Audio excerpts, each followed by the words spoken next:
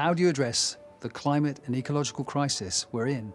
It's easy to dismiss plans to get to net zero by 2050 as a pipe dream.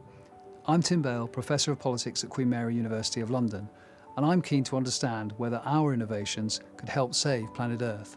So I sat down with a few of my colleagues to find out. Paul, thanks for coming. Now, your research looks into methane emissions. Could you tell us how that fits into combating climate change? Yeah, sure. So I do a lot of research all around measuring and trying to better understand methane emissions from different types of industrial plants. So methane's the second most important greenhouse gas next to CO2, but it's not really studied very much. And we don't really understand why we see the emissions we do and therefore how we can reduce them. So lots of our research involves going out and measuring methane emissions directly from different types of industrial sites, and then working with companies and sort of policy-making organisations to understand how we can best reduce them. Okay. And how do you think your research has been a success? What's made it so successful? I think there's a couple of things. I think my research is all very applied. So it's, as I said before, we go out onto industrial sites. We actually talk to the operators on these sites. So, for example, gas compressor stations or biogas sites or liquefaction terminals for natural gas. And we actually work with operators. So we sort of understand what's going on at the time so that we can really get a gauge on why we see the emissions we do. It's very applied in that sense, and it's also very applied when we work with organisations like the UN Environment to sort of try to help to understand what kind of policy levers might we be able to put in place to really sort of push the bar in terms of mitigating our emissions. And where are those places that you go to? So, for example, probably the coolest place that we've been to so far is on a big LNG carrier ship, so a liquefied natural gas carrier ship. So massive cargo ships that cool gas down to minus 160 degrees Celsius. And we actually went on board, me and a couple of researchers went on board a cargo ship in the US, and we were on there for a month going between the US and Belgium and back to go and look at all the different sources of methane emissions, trying to understand what's going on the ship at the time of seeing these different emissions, and then try to sort of gauge what that might look like across different ships and how we can reduce these emissions. So working with the operators and the management to understand what's feasible in terms of how we can drive those emissions down. And LNG has obviously been quite important recently because of the Ukraine war and the way that LNG has had to replace, in some senses, natural gas. Yeah.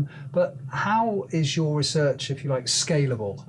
Beyond just LNG, beyond some of the other things that you've done, obviously, some smaller, some bigger projects. How do you make a big difference? Yeah, so I mean, there's lots of scope. I think the fact that methane is such an important greenhouse gas, it contributes a quarter to a third of today's warming that we actually see. And there's so many different sources of methane across the world. So LNG is something that we've looked at, but and there's a lot more we can do on that front. But we also, for example, this summer we went to about 15 different biogas plants as well. So these biogas plants are typically adjacent to normal farmland, and they use agricultural waste and some energy crops to produce this biogas, but it also releases methane. So we've been to lots of these, and we hope to go to lots more across UK, Germany, and Poland, and elsewhere as well. And I think there's such a big potential for us to really sort of to drive down emissions, because there's so many different sources, distributed sources across the world. We really need to understand where our blind spots are to help push it forward. And presumably biogas is big in the United States as well, or is it all about shale then?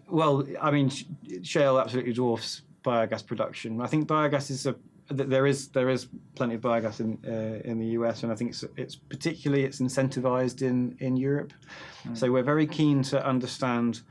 So we've gone to look at biogas plants in the UK and Germany, and we're going to Poland next month as well. And we're very keen to understand what's the impact of the regulation on these biogas plants. So are they required to go and do leak testing? Are they required to use certain feedstocks or certain technologies? We really want to understand from the bottom up what's the impact of this regulation on the emissions that we see, so that then we can try and move things forward across different regions and we can make effective recommendations. Okay, and regulation in the end comes from politics. So obviously in the UK, we've had a certain amount of rowing back, some people would argue, on the part of the government recently on at least the means to get to net zero. How do you feel about that?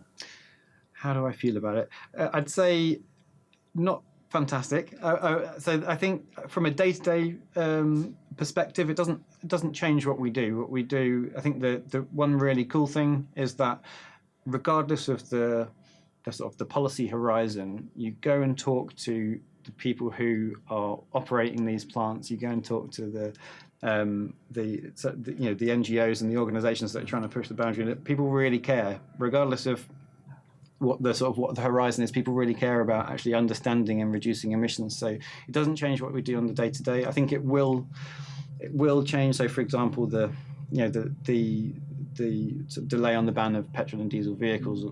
I think it will make it a lot harder for us to get to net zero in a timely fashion. But from a day-to-day perspective, it doesn't change it. We're still optimistic and that we can sort of push the boundaries now. Right. So it doesn't get you down, that rowing back that we've seen. I wouldn't say it doesn't get me down, but I still think there's something that we can do right now. Right. I think that our ability to meet net zero targets by 2050 or around that time, I think that it hinges on the policy actions that are put in place right now. We can't just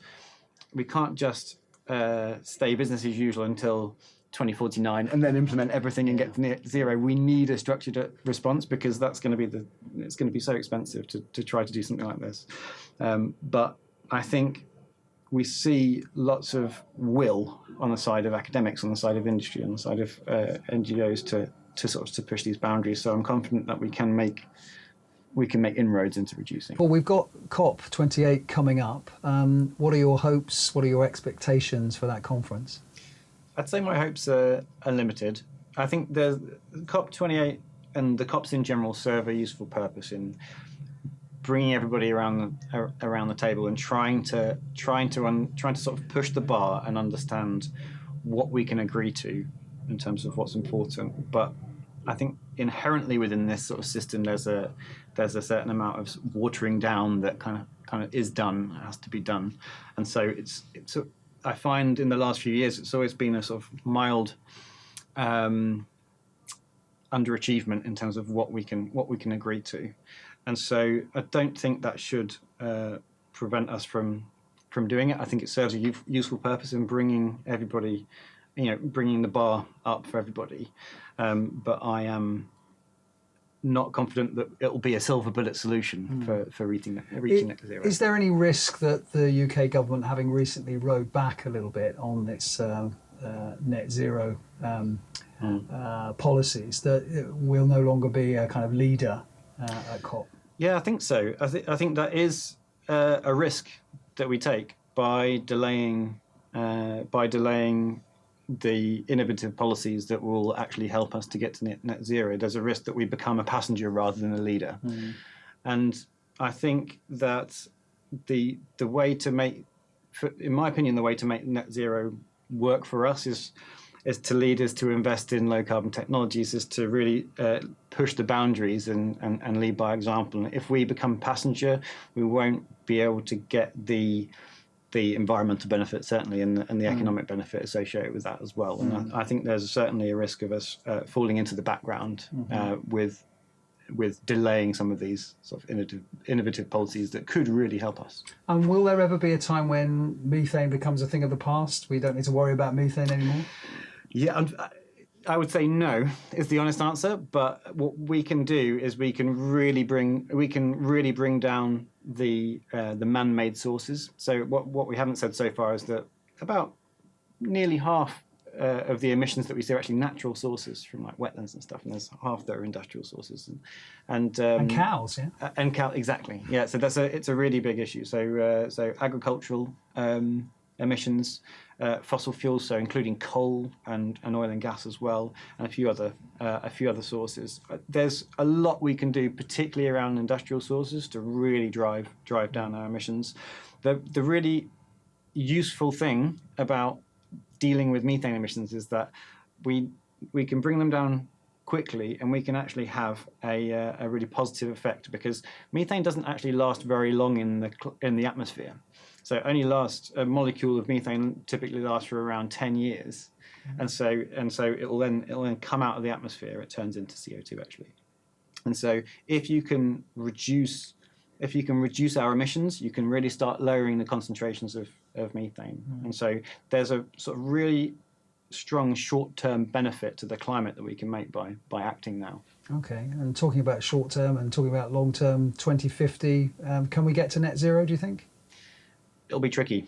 By 2050, it'll be very tricky. I think that particularly the somewhat unstable sort of policy environment that we have is going to make it really hard to have a structured approach. And this is what the UK Committee on Climate Change has said something similar about this as well, and that we need a stable environment. We need to invest now so that we have a gradual approach to net zero. What we can't do is just continue business as usual, emitting, and then right at the end drop to net zero. That's going to be, firstly, impossible, but secondly, even if it was possible, it would be super high cost. And so we need a structured approach. We need strong investment now so that we can sort of reap the rewards going forward. Okay, well, that's a great message to end on. Paul, thanks very much for coming in and talking about your research, and good luck with it. Thank you.